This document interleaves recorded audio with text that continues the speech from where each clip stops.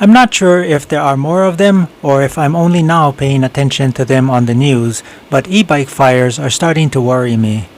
This one pictured was local to where I live and the owner lost their entire home. I've heard lithium-ion fires are very hard to extinguish, but I wondered if the fire could instead be controlled enough to keep it from spreading. To do so, I wondered if something like a welding blanket, like the one pictured, might do the trick. Watch what happens while I test this welding blanket next.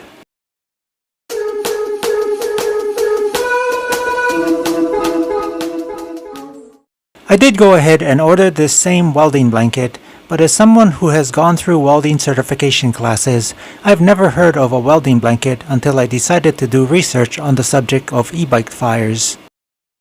This listing does specify the blanket is good up to 1000 degrees Fahrenheit, but it's just a matter of coming up with a way to test that claim. This is the welding blanket I ordered off of Amazon. It's a thick piece of fabric that's heavier than a regular blanket. It maybe weighs about 4 or 5 pounds. The fabric looks very similar to fiberglass cloth used for making surfboards.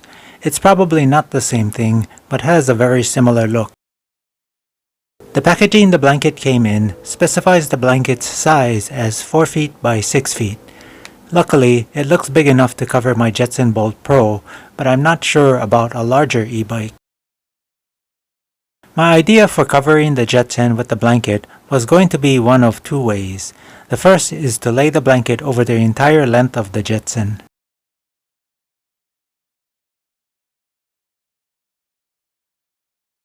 The other way I thought of was to fold the blanket up so it would be just big enough to cover just the battery compartment.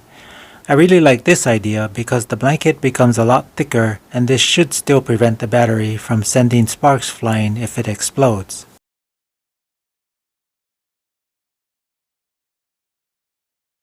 Before I can make use of the blanket, I want to do some simple testing to verify how much fire and heat the blanket will endure. I'm using a propane torch for testing, and I'll have a fire extinguisher ready to go just in case. Before I start testing how well this blanket handles the torch, I want to find a good spot on the blanket to test. The corner seems like the best spot for testing. I'll do a quick burn with the torch to make sure the blanket isn't some kind of scam that'll burst into flames. Feeling a little more comfortable knowing the blanket isn't combustible, I'll do a slightly longer burn to see what happens. That blue tip you see in the middle of the flame is supposedly 2000 to 3000 degrees Fahrenheit. With the blanket having a limit of 1000 degrees, I don't want to stick that blue tip right against the blanket.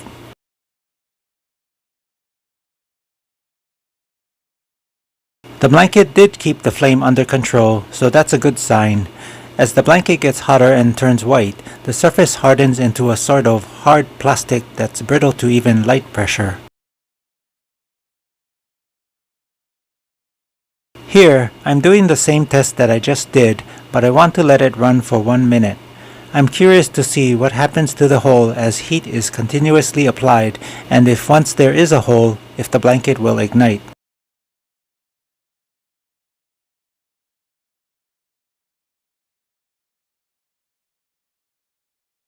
Something else I thought I'd mention that's kind of interesting is that the burn area on the blanket does not stay hot for very long. It takes about a minute to cool down, but after that it's only warm to the touch. This is the hole I just burned, and you can see here how nearer to the hole, the soft fabric has turned into a stiff, semi-clear plastic. Similar to the first burn test, the area that has turned white is very brittle and soft. It doesn't require any effort at all to break off pieces of the blanket. I also noticed that the small strands of blanket that have broken off create an itching feeling if it gets on my arm, similar to the feeling I get when working with fiberglass cloth. I had thought of using the blanket in a double layer setup where one blanket covers the entire e-bike and the second blanket underneath covers just the battery. This would probably be helpful in controlling the fire a lot better than if the e-bike were not covered, but I can see where this may not be a solution to bet your home on.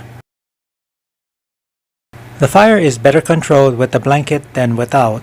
but there's still that chance of the fire igniting something nearby.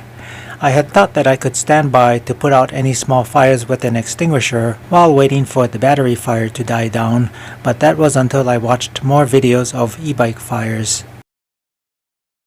The other problem with e-bike fires is the smoke.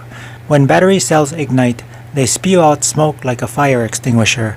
In a matter of seconds, a living room can be filled with enough smoke to make it extremely dangerous. This is even if you didn't have to worry about the fire. The smoke alone can be life-threatening. With that in mind, your only option is to get out of there and hope that your battery fire suppression setup can protect your home. I've already started work on a solution that I'm more comfortable with protecting my home. It's a very simple solution that I'm sure anyone can build. It's probably still not foolproof, but I do like this idea better than the blanket I've tested or the fireproof charging bags I've seen on YouTube videos. I'll have that video ready as my next episode, so stay tuned for that one. If you have any questions or comments, leave them in the comment section down below. That's all I have for now, and I'll catch you in the next video.